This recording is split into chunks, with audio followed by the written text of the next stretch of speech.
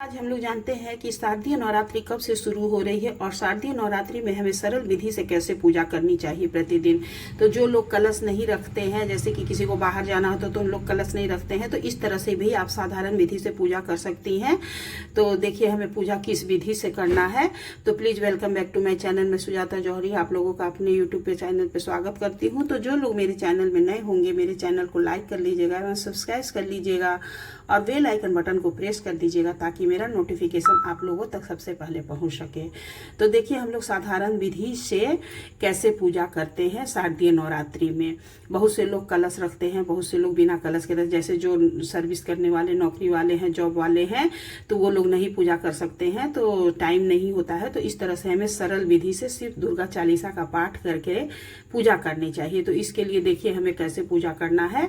तो इसमें हमें एक चौकी लगा लेनी है। अब चौकी लगा लीजिए और यदि नहीं लगाती हैं तो आपके घर में जहाँ पे आपकी दुर्गा जी की मूर्ति है आप वहाँ में भी पूजा कर सकती हैं। और चाहे तो आप इस तरह से एक चौकी लगा लीजिए, उस पर एक लाल कपड़ा बिछा लीजिए और उसके ऊपर में इस तरह से चुनरी बिठा लीजिए। थोड़ा सा सजावट हो जाती है तो माता रानी बहुत ही खूबसूरत लगती है, इसलिए मैं इस तरह से लाल चुन्नी बिछा दी हूँ। उसके बाद से हमें जल से उसे शुद्ध कर देना है, जल छिड़क करके फिर हमें चावल का आसन दे करके माता रानी को विराजित करना है। तो इस साल शारदीय नवरात्रि 22 सितंबर दिन सोमवार से शुरू हो रही है, जो कि 2 अक्टूबर को दशहरा है। तो हमें 1 अक्टूबर को हवन कर देना है। तो इस तरह से हमें माता को पोंछ करके, नौ दुर्गा की इसमें फोटो है, तो आप फोटो मूर्ति जो भी आपके पास होगा उन्हें विराजित कर लीजिएगा और फिर गणेश जी को भी विराजित कर दीजिएगा। उसके बाद से सबसे पहले गणेश जी की पूजा करिएगा। देखिए मैं वीडियो में आपको गणेश जी ही दिखा रही हूँ, आप चाहे तो गौर गणेश दोनों को ही स्थापित कर सकती हैं। तो इस तरह से हमें गणेश जी की पहले पूजा करनी है, फिर उन्हें जनेऊ पहना देना है चंदन लगा करके। उसके बाद वस्त्र स्वरूप हमें उन्हें कलावा समर्पित कर देना है और फिर हमें फूल चढ़ाना है। गणेश जी के लिए पीला फूल मिल जाता है तो आप पीला फूल चढ़ाइएगा। तो गणेश जी को हमें फूल चढ़ाना है। फिर उसके बाद हमें पान, लौंग, इलायची और सुपारी पहले दिन तो जरूर चढ़ाइएगा और यदि हो सके आप डेली चढ़ा सकती है तो डेली भी चढ़ाइए, नहीं तो आप पहले दिन बस चढ़ा दीजिएगा और लास्ट दिन। उसके बाद से हमें माता रानी की पूजा करनी है। तो माता रानी को भी पहले हमें आचमनी कराना है और उसके बाद से उनके 9 स्वरूप में 9 जगह हमें इस तरह से सिंदूर से या रोली से टीका कर देना है। तो माता रानी को इस तरह से देखिए, उन्हें चुन्नी उठा करके मैं माला पहना दी हूँ और उसके बाद से इस तरह से हमें साधारण विधि से पूजा करने में बता रही हूँ। फिर हमें वस्त्र स्वरूप उन्हें कलावा समर्पित कर देना है। आप चाहे तो वस्त्र बना करके भी फोटो में पहना सकती हैं। फिर माता को प्रतिदिन हमें एक लाल फूल जरूर समर्पित करना चाहिए, यदि मिल जाता है तो, और नहीं मिलता है तो कोई बात नहीं है, आप बिना फूल के भी पूजा कर सकती हैं। तो उसके बाद देखिए हमें ये जो अपराजिता का फूल है, वो अपराजिता का फूल यदि मिलता है तो आप उसकी माला एक जरूर से बनाइए माता रानी के लिए। माता रानी बहुत प्रसन्न होती हैं, उन्हें ये अपराजिता का फूल बहुत ही पसंद है। फिर हाथ में हमें अक्षत फूल लेकर माता जी को कह देना है कि आप हमारे यहाँ विराजमान होइए, मैं आपकी पूजा कर रही हूँ। ये हमें पहले ही बोलना चाहिए था, मैं बाद में बोल रही हूँ।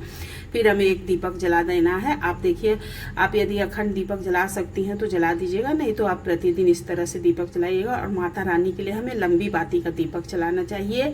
एक कमलगट्टा चढ़ा दीजिए प्रतिदिन, फिर 2 लौंग चढ़ा दीजिए। तो पूजा की सामग्री हमें नवरात्रि शुरू होने से पहले ही सब इकट्ठा कर लेना है। फिर उसके बाद से देखिए हमें इस तरह से एक पान की पत्ती में 2 लौंग चढ़ा करके, और कलश नहीं रखते हैं तो इसलिए हमें एक नारियल इस तरह से चुन्नी में लपेट करके माता के पास रख देना चाहिए नवरात्रि में। और फिर बाद में हमें इस नारियल को प्रसाद स्वरूप सभी को बांट देना है। तो इस तरह से माता के पास चुन्नी में नारियल लपेट करके रख दी। फिर भोग प्रसाद में हमें प्रतिदिन, अभी मैं आप लोगों के सामने 9 दिन के 9 भोग और 9 कलर का भी वीडियो अभी डालूंगी।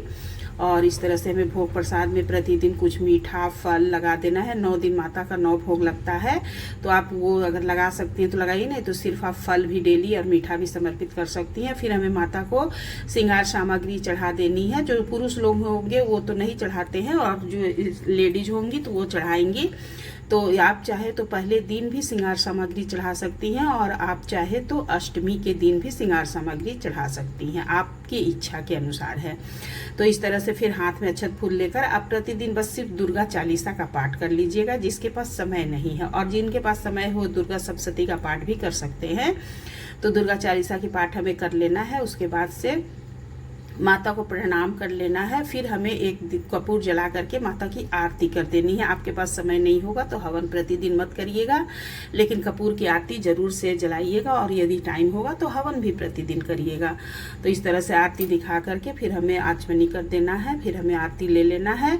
तो इस तरह से हम लोग साधारण विधि से नवरात्रि में माता रानी की पूजा कर सकते हैं। और पूजा करने के बाद देखिए, हमें अष्टमी के दिन तो प्रतिदिन का भोग मैं अभी बताऊंगी, और नवमी के दिन हमें सुबह में क्या करना है कि हवन कर देना है। आप यदि डेली नहीं करती हैं तो नवमी के दिन जरूर से हवन करिएगा, और माता रानी को उस दिन पूड़ी और हलवा का भोग लगाइएगा। और उसके बाद से हवन करने के बाद हमें चौकी देखिए कैसे हटाना है। तो चौकी हटाने के लिए आप जैसे कि दुर्गा चालीसा की पुस्तक उठा करके जहाँ रहता है वहाँ रख दीजिए। फिर उसके बाद सारा फूल जो है उसे उतार करके सब हमें एक प्लास्टिक में करके और किसी खेत क्यारी में ही डाल देना है, या तो किसी पेड़ पौधा के नीचे डाल दीजिएगा। उसके बाद हमें गणेश जी को उठा करके उनके स्थान पे रख देना है, और फिर माता रानी की फोटो भी उठा करके हमें रख देनी है। और जो ये नारियल चुन्नी में है, इसे मैं पहले ही बता चुकी हूँ कि इसे प्रसाद स्वरूप फोड़ करके सभी में बांट दीजिएगा, और नहीं तो आप किसी ब्राह्मण को दान कर दीजिएगा। फिर देखिए श्रृंगार सामग्री जो है, तो दक्षिणा आप लोग किसी ब्राह्मण को सीधा के साथ दान कर दीजिएगा। और फिर इसमें से कुछ चूड़ी आप रख करके दान भी कर सकते हैं, और नहीं तो आप अपने घर में भी अपनी बहुरानी को, अपनी देवरानी को, या सासू माँ हो, ननद हो, किसी को भी दे सकती है, कोई भी पहन सकता है। ये माता रानी का प्रसाद है। फिर माता रानी की फोटो हटा करके उन्हें उनके जगह पे रख देनी है। फिर इस तरह से चुन्नी हटाना है, और उसके ऊपर जितना भी चावल का दाना है उसे हमें फेंकना नहीं है। ये सारे चावल का दाना हमें कौवा चिड़िया के लिए छत पे डाल देना है। तो इस तरह से हमें चौकी हटाना चाहिए माता रानी की, और वहां पे सफाई कर देनी चाहिए। तो